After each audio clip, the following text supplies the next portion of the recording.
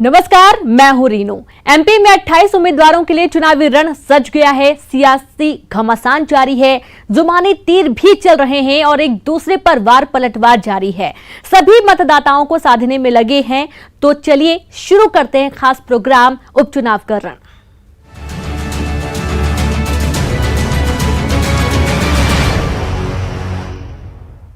तो उपचुनाव के रण में सबसे पहले बात करेंगे जबलपुर हाई कोर्ट में 14 पूर्व विधायकों को शिवराज सरकार में मंत्री बनाए जाने के मामले में हाई कोर्ट ने नोटिस जारी किया है और ये नोटिस राज्यपाल, मुख्यमंत्री शिवराज सिंह चौहान, विधानसभा अध्यक्ष, निर्वाचन आयोग समेत 14 मंत्रियों को जारी किया गया है। छिंदवाड़ा की वकील आराधना भार्गव ने हाई कोर्ट में याचिका दायर की, जिसमें याचिकाकर्ता ने इस्तीफा देने वाले 14 पूर्व विधायकों को मंत्री बनाए जाने की इस प्रक्रिया को गलत बताया। उन्होंने अपनी याचिका में सरकार के इस कदम को असंवैधानिक बताया है और याचिका में कहा कि सरकार का ये कदम असंवैधानिक है और आर्टिकल 164(4) का उल्लंघन है। याचिकाकर्ता ने सभी 14 मंत्रियों के निलंबन की मांग की है और अब इस मामले पर 14 दिसंबर को अगली सुनवाई होनी है। ये इस याचिका में मेनली ये कहा गया है कि जो ये 14 मिनिस्टर बनाए गए हैं, ये संविधान का स्पष्ट उल्लंघन है। संविधान के आर्टिकल 164(4) में प्रावधान दिया गया है कि यदि सीएम चाहें तो वो ऐसे व्यक्तियों को भी मिनिस्टर बना सकते हैं कि जो एमएलए या विधान परिषद के सदस्य नहीं है। किंतु मध्य प्रदेश में जिस तरीके से मंत्रियों को बनाया गया है, 14 मंत्री जो कि विधायक नहीं है उनको मंत्री बना दिया गया है, ये संविधान की मंशा का विपरीत है। संविधान की मंशा ये कतई नहीं थी कि 10, 20, 25 ऐसे लोग जो कि मंत्री विधायक नहीं है उनको मंत्री बनाया जाए। कभी स्थितियां होती है रेयर मामलों में कि किसी ने विधायक दल ने अपना नेता चुन लिया और वो एमएलए नहीं है या सामाजिक कार्यकर्ता या कोई ऐसा विद्वान व्यक्ति है कि जिसको मंत्री बनाया जाना तत्समय जरूरी है और वो विधायक नहीं है। तो संविधान ने व्यवस्था दी थी कि ऐसे व्यक्ति को मंत्री बना सकते हैं और 6 माह के अंदर वो विधायक बन के और अपना मंत्री पद कंटिन्यू रख सकता है। बट मध्य प्रदेश में ऐसी कोई स्थिति नहीं थी। ये जो 14 लोग थे ये विधायक थे, वो विधायक थे इस्तीफा दे चुके थे। ऐसी स्थिति में संविधान के विपरीत ऐसे 14 लोगों को मंत्री बनाया जाना आर्टिकल 164 का स्पष्ट उल्लंघन था। इसलिए इनको तुरंत इस पद से हटाया जाए, इस याचिका में मांग की गई। खबर इंदौर से। जल संसाधन मंत्री तुलसी सिलावट और गोविंद सिंह राजपूत ने मंत्री पद से इस्तीफा दिया है और अब सिलावट और राजपूत बिना मंत्री पद के चुनावी मैदान में हैं। मंत्री पद से इस्तीफा देने के साथ ही उनकी मिलने वाली जो सुविधाएं थी वो भी उनसे छिन जाएंगी और अब इनको न भत्ता मिलेगा न ड्राइवर मिलेगा। और आपको बता दें कि तुलसी सिलावट और गोविंद राजपूत को मंत्री बने 6 महीने हो चुके हैं। बिना विधायक रहे कोई भी व्यक्ति 6 महीने मंत्री रह सकता है।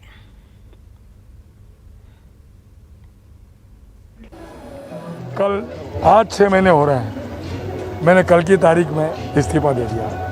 पद मेरे लिए महत्वपूर्ण नहीं है। मेरे लिए सेवा, मध्य प्रदेश का विकास और मध्य प्रदेश की प्रगति महत्वपूर्ण है। आप जानते हैं पहले भी विधायक का पद छोड़ा, कांग्रेस छोड़ी, मंत्री पद छोड़ा, अभी भी इस्तीफा दे दिया क्योंकि त्याग समर्पण मेरी भावना है। कुर्बानी मेरे लिए करना बहुत ज़रूरी है। मेरा क्षेत्र पहले, इनकी सेवा करना जरूरी है। मंत्री पद महत्वपूर्ण है पर सेवा बिना पद की भी की जा सकती है। बिना मंत्री के भी सेवा कर रहा हूं। इधर कांग्रेस ने दोनों मंत्रियों के इस्तीफे पर कहा कि सरकार मंत्रियों का स्टाफ काम कर रहा है, चुनाव प्रभावित हो सकता है। प्रदेश सरकार के जिन 2 मंत्रियों ने 6 माह के अंदर वापस विधायक न बन पाने के कारण मंत्री पद से इस्तीफा दिया है और वो जो है आगामी चुनाव, उपचुनाव में हिस्सा ले रहे हैं, उन मंत्रियों के यहाँ से सरकार तत्काल सारे सरकारी अमले को वापस ले और इसके तत्काल निर्देश पारित करे। आज भी मंत्रियों के घर में बैठकर सरकारी कर्मचारी काम कर रहे हैं और चुनाव की प्रक्रिया को प्रभावित कर रहे हैं। चुनाव आयोग से भी मेरा जो मुख्य चुनाव पदाधिकारी है ये आग्रह है कि तत्काल इसका संज्ञान लें और सरकार को निर्देशित करें कि उनके घरों से, उनके कार्यालयों से सारा सरकारी अमला आज ही वापस किया जाए और वो अपनी जो है आमद जीएडी विभाग में दें। इधर ग्वालियर हाईकोर्ट ने राजनीतिक सभाओं और आयोजनों में कोरोना गाइडलाइन का पालन नहीं होने पर बड़ा निर्देश दिया है। कोर्ट ने केंद्रीय मंत्री नरेंद्र सिंह तोमर और कमलनाथ के खिलाफ कोरोना गाइडलाइन का सभा में उल्लंघन को लेकर एफआईआर के निर्देश दिए हैं और साथ ही ग्वालियर हाईकोर्ट भीड़भाड़ वाले राजनीतिक आयोजनों पर रोक लगाई है। साथ ही वर्चुअल मीटिंग के निर्देश दिए गए। वर्चुअल मीटिंग नहीं होने पर सभा की अनुमति देने के निर्देश दिए गए हैं। तो सुरेंद्र सिंह शेरा की अरविंद भदौरिया से मुलाकात हुई और शेरा ने अरविंद भदौरिया के बंगले पर जाकर उनसे मुलाकात की।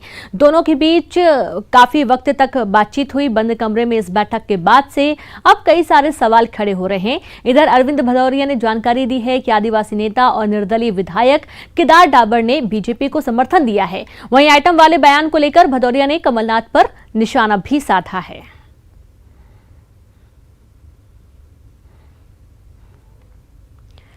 तो आइटम वाले बयान को लेकर कमलनाथ को अब अपने भी घेरने लगे हैं। कांग्रेस नेता मानक अग्रवाल ने बागी तेवर दिखाते हुए कहा कि कमलनाथ को माफी मांगनी चाहिए। कमलनाथ राहुल गांधी की बात नहीं मानते हैं। अगर कमलनाथ ने वादे पूरे किए होते तो 5 साल सरकार चलती। राहुल जी के बयान आने के बाद में कमलनाथ जी को मान लेना चाहिए। राहुल जी पार्टी के वरिष्ठ नेता हैं और राहुल जी की बात को हर कांग्रेस जन पूरे देश के अंदर मानता है। एक कमलनाथ ऐसे आदमी है जो राहुल जी की बात को कभी नहीं मानते। चुनाव के दरमियान भी जितने उन्होंने वचन दिए थे राहुल जी ने, उनको भी कमलनाथ जी ने पूरा नहीं किया। यदि वो वचन ही सब सारे के सारे उनके दिए हुए मान लेते और उसको फॉलो कर लेते तो मैं समझता हूँ मध्य प्रदेश से सरकार भी नहीं जाती। और आज भी राहुल जी की बात को उन्होंने तुरंत मान लेना चाहिए और उस पर अमल करना चाहिए। देखिए, राहुल जी के बयान आने के बाद में कमलनाथ जी को मान लेना चाहिए। राहुल जी पार्टी के वरिष्ठ नेता हैं और राहुल जी की बात को हर कांग्रेस जन पूरे देश के अंदर मान। तो 28 सीटों पर होने जा रहे उपचुनाव में महिला वोटर प्रत्याशियों की जीत में महत्वपूर्ण भूमिका निभाती है। साल 2013 के मुकाबले साल 2018 में महिलाओं की वोट प्रतिशत में 4% का इजाफा हुआ था, यानी कि पुरुषों के बराबर महिलाएं अपने मताधिकार का प्रयोग करती हैं। महिला वोटर्स को साध कर ही प्रत्याशियों और पार्टियों की चुनावी नैया पार हो सकती है।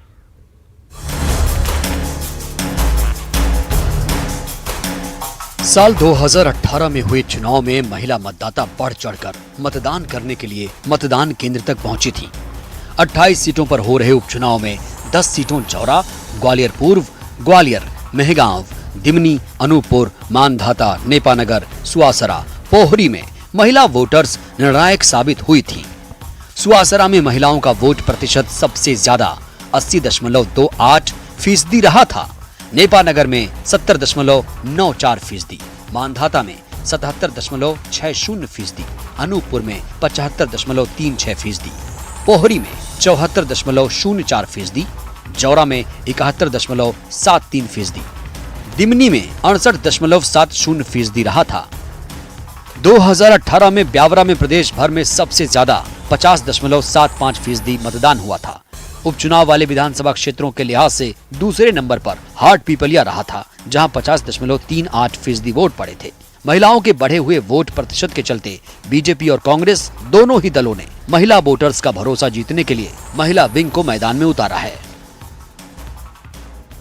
महिलाओं का विश्वास भारतीय जनता पार्टी के प्रति हमेशा से था, है और रहेगा।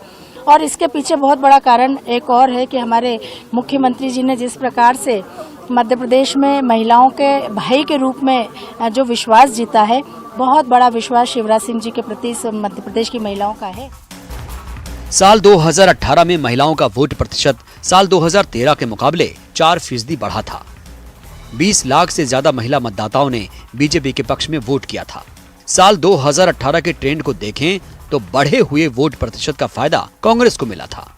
उपचुनाव में इन 10 सीटों पर जो भी दल बीजेपी, कांग्रेस या बसपा महिला प्रत्याशियों को मतदान केंद्र तक ले जाने में सफल होगा, जीत के लिए फायदा उसी पार्टी को होगा।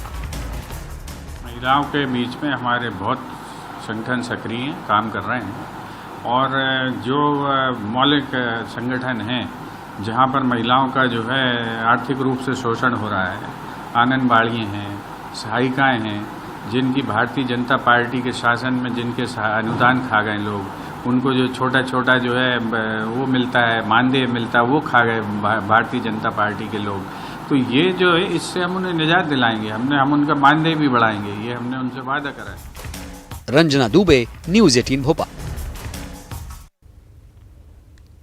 मध्य प्रदेश में उपचुनाव की हर एक सीट के अपने अपने सियासी समीकरण हैं, लेकिन जौरा सीट एक ऐसी सीट है जिसे जीतने के लिए यहां पर उम्मीदवार को 4 का दम लगाना पड़ता है। इन 4 समीकरण पर अच्छी पकड़ वाला उम्मीदवार ही यहां से जीतता आया है।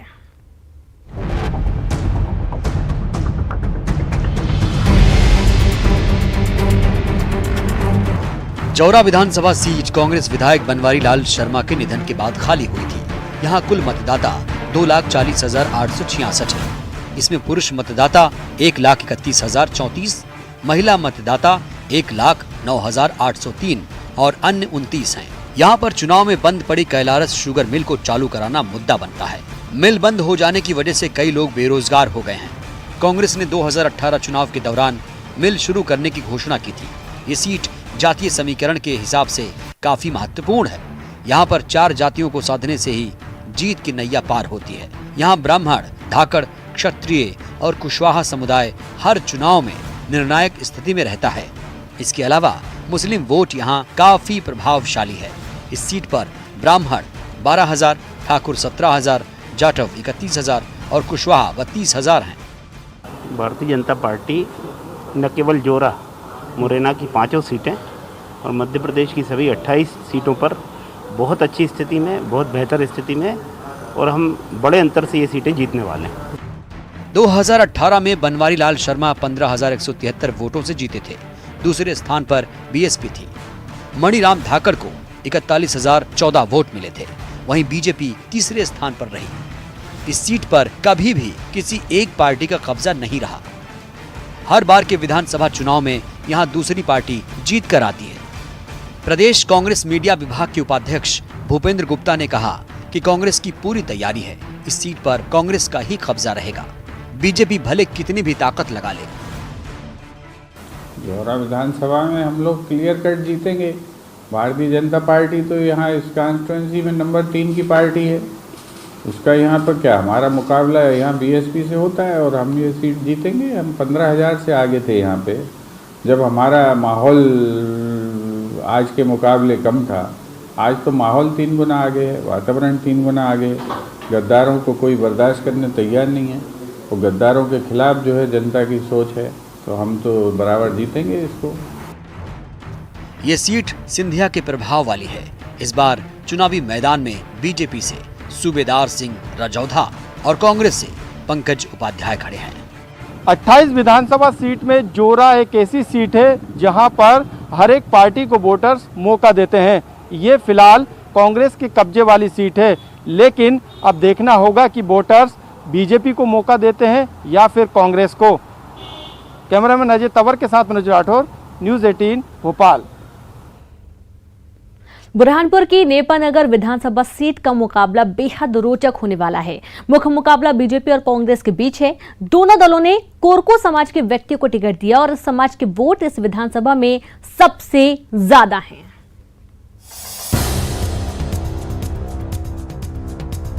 नेपानगर सीट को लेकर बीजेपी और कांग्रेस ने अपनी कमर कस ली है। 2008 में विधानसभा सीट एसटी वर्ग के लिए आरक्षित हो गई। तब से इस सीट पर कोरकू समाज का व्यक्ति ही जीतता आ रहा है। इसकी वजह क्या है? वोटों की संख्या। विधानसभा में कोरकू समाज के वोटर्स काफी हैं। यही वजह क्या है कि कोरकू समाज के वोट समीकरण को ध्यान में रखते हुए बीजेपी और कांग्रेस उम्मीदवार चुनती रही है।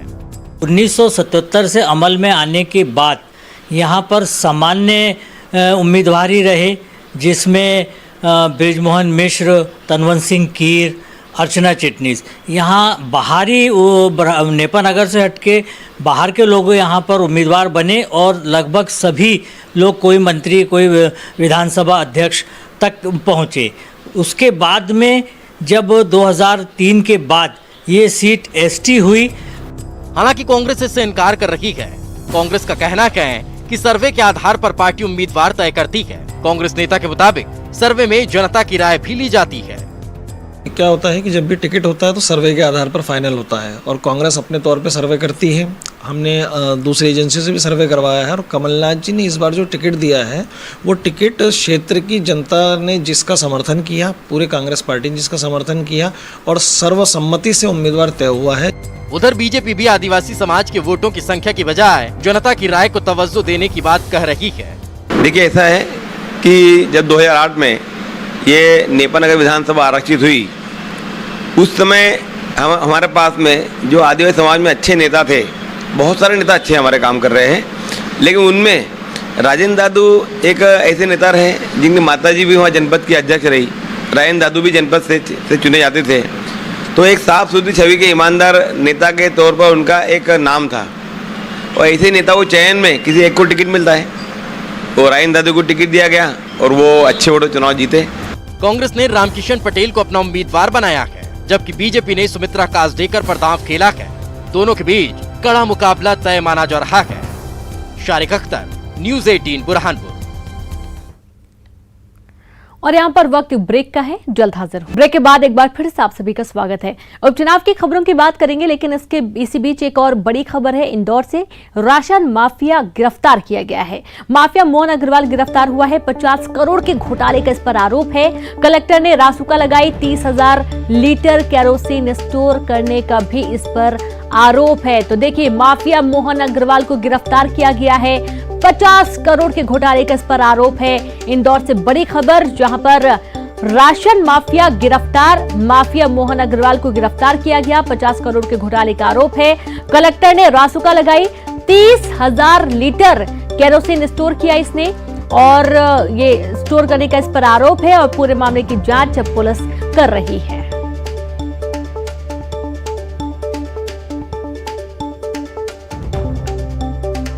तो चौंकाने वाली बात है, राशन माफिया को गिरफ्तार किया गया है। 50 करोड़ से भी ज्यादा के घोटाले का इस पर आरोप लगा है। तकरीबन 30,000 से ज्यादा लीटर शराब इसने जब्त इकट्ठी कर रखी है। और माफिया मोहन अग्रवाल के खिलाफ अब कार्रवाई की जा रही है। कलेक्टर ने रासुका लगा दिया है। अब पूरे मामले की जांच हो रही है और भी कागजात खंगाले जा रहे हैं कि आखिरकार इसके अलावा और कौन कौन से क्षेत्र में इसने अवैध काम किया है। घोटालेबाजी, राशन गरीबों के हक में, जो राशन दिया जाना चाहिए गरीबों को वो नहीं दिया गया, और मोहन अग्रवाल ने खुद ही सब डकार लिया। और संवाददाता अरुण जुड़ गया। अरुण, पूरी जानकारी दें, राशन माफिया गिरफ्तार हुआ है। बिल्कुल, देखिए, 50 करोड़ के राशन घोटाले में आरोपी था राशन माफिया मोहनलाल अग्रवाल, जिस पर 5,000 रुपए का इनाम भी घोषित कर रखा था पुलिस ने। इसको गिरफ्तार कर लिया गया है। हालांकि कलेक्टर ने इससे पहले इन पर रासुका की कार्रवाई के आदेश भी दिए थे और साथ ही इनकी संपत्ति कुर्की का आवेदन भी कोर्ट में दिया गया था। इनके जो बेटे हैं मोहित अग्रवाल, तरुण और अनाज व्यवसायी आयुष अग्रवाल, इन पर ये मामला दर्ज किया गया था। और इन्होंने जो गरीबों का राशन है उससे अपना घर भरा था और गरीबों के राशन में घोटाला किया था। इस पर कलेक्टर ने इसकी जांच कराई थी। तो जो के एसडीएम थे उन्होंने जांच की मऊ के, और इसमें ये बड़ा घोटाला एक सामने आया था। अभी कुछ दिन पहले ही इनके खेत से एक टैंक मिला था जिसमें इन्होंने सरकारी जो केरोसिन था, मिट्टी का जो तेल था, 30,000 लीटर अवैध केरोसिन का संग्रह इनके खेत में मिला था। और लंबे समय से इनकी गिरफ्तारी के लिए पुलिस तलाश कर रही थी। करीब 1 महीने पहले इस मामले का खुलासा हुआ था और तब से पुलिस इनकी गिरफ्तारी के लिए जगह जगह तलाशी ले रही थी, लेकिन अब इनको गिरफ्तार कर लिया गया है। चलिए, बहुत शुक्रिया आपका अरुण तमाम जानकारी के लिए। तो जगह जगह इसकी तलाशी हो रही थी। 5,000 रुपए इनके ऊपर इनाम भी रखा था पुलिस ने। आखिरकार राशन माफिया को गिरफ्तार कर लिया गया और कलेक्टर ने रासुका की कार्रवाई की है। 50 करोड़ के घोटाले का इस पर आरोप है। तो उपचुनाव में बीजेपी उम्मीदवारों ने चौंकाने वाले नेताओं की डिमांड प्रचार प्रसार और आम सभाओं के लिए पार्टी फोरम पर की है। इन उम्मीदवारों ने अपनी विधानसभा सीटों पर जातिगत समीकरण को लेकर इन नेताओं की डिमांड की है।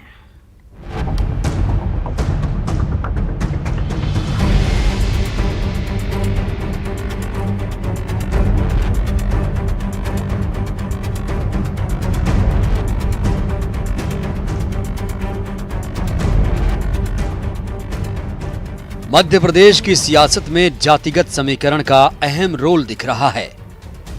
यूपी बिहार का मॉडल अब मध्य प्रदेश में लागू हो गया है। जातिगत वर्चस्व रखने वाले नेताओं की डिमांड उम्मीदवार कर रहे हैं। कुशवाहा समाज के नेता और यूपी उप मुख्यमंत्री केशव प्रसाद मौर्य को प्रचार में बुलाने की डिमांड की गई है। कुशवाहा समाज कई सीटों पर निर्णायक भूमिका में है।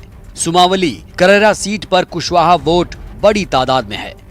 उम्मीदवारों ने यूपी के मंत्री कोरी की प्रचार में डिमांड आई है। कोरी समाज गोहद, डबरा, अंबाह पर निर्णायक है। यादव समाज की तरफ से भोपाल की विधायक कृष्णा गौर भी लगातार प्रचार में जुटी हैं।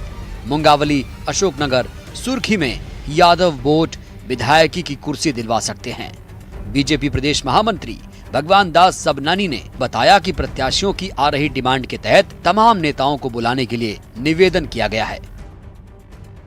सामान्यतः जो भी चुनाव होते हैं, विधानसभा के चुनाव होते हैं या लोकसभा के चुनाव आगे पीछे मध्य प्रदेश, उत्तर प्रदेश के होते हैं, तो जो सीमावर्ती क्षेत्र हैं वहाँ पर एक दूसरे का आना जाना होता है। मध्य प्रदेश के नेता उत्तर प्रदेश आते हैं, उत्तर प्रदेश के नेता मध्य प्रदेश आते हैं। इस नाते से कुछ नेताओं का उन्होंने मांगा है कि इनका आना जाना रहा है यहाँ संपर्क के, वो आएंगे तो लाभ मिलेगा। और ऐसे कार्यकर्ता, ऐसे जो नेता हैं, उनसे हमने आग्रह किया अगर समय निकाल सकें तो बेहतर होगा। यूँ तो हमारे यहाँ बहुत मजबूत टीम है। उपचुनाव प्रचार के लिए कुशवाहा यादव समाज के नेताओं की मांग। केशव प्रसाद मौर्य कुशवाहा समाज को साधने की कोशिश करेंगे। नन्नूलाल कोरी कोरी समाज के वोटर्स को साधने की कोशिश। कृष्णा गौर यादव समाज को लुभाने की कोशिश। आगरा के सांसद केपीएस बघेल की भी डिमांड। प्रदेश कांग्रेस मीडिया सेल के उपाध्यक्ष भूपेंद्र गुप्ता ने कहा कि बीजेपी के पास अब नेता नहीं बचे हैं। यही कारण है कि जिस सिंधिया के भरोसे सबसे ज्यादा सीटों पर चुनाव लड़ा जा रहा है, अब वही सिंधिया फेल साबित हो रहे हैं। और यही कारण है कि दूसरे राज्यों के नेताओं के प्रचार प्रसार की डिमांड उनके उम्मीदवार कर रहे हैं। देखिए, कल तक तो ये कह रहे थे कि सिंधिया जी महानायक हैं और सिंधिया जी ने हम लोगों को जितवाया था, हमारी सरकार सिंधिया जी के कारण पड़ी थी, तो हमने तो नहीं बुलाया मौर्य जी को, अब क्यों ज़रूरत पड़ रही? जो हमारे खजाने से तलवार समझ के जिसको चुराया था मम्मा ने पैसे दे के, वो तलवार निकली लकड़ी की, अब घुमाते बन नहीं रही। इनसे ये सवाल जो है, इसका मतलब है कि जब यूपी के नेताओं को बुलाने लग गए हैं, तो इसका मतलब है कि मध्य प्रदेश के जितने भारतीय जनता पार्टी के नेता हैं, इनकी अपील खत्म हो गई, इनकी आभा खत्म हो गई। 28 विधानसभा सीट पर जातिगत समीकरण के मायने को समझते हुए स्थानीय प्रत्याशी बाहरी राज्यों के नेताओं की लगातार प्रचार प्रसार और आम सभाएं कराने की डिमांड कर रहे हैं। पार्टी भी इस संबंध में विचार कर रही है और नेताओं को उन सीटों पर प्रचार प्रसार के लिए बुला रही है। उपचुनाव में बीजेपी प्रत्याशियों ने मध्य प्रदेश के अलावा दूसरे राज्यों के नेताओं की डिमांड की है। ये डिमांड जातीय वोट बैंक के आधार पर की गई है ताकि उनके प्रचार प्रसार और सभा से उस वोट बैंक को अपने खाते में किया जा सके। कैमरामैन अजय तंवर के साथ मनोज राठौर, न्यूज़ 18 भोपाल। और इसी के साथ उपचुनाव के रण में फिलहाल इतना ही। नमस्कार।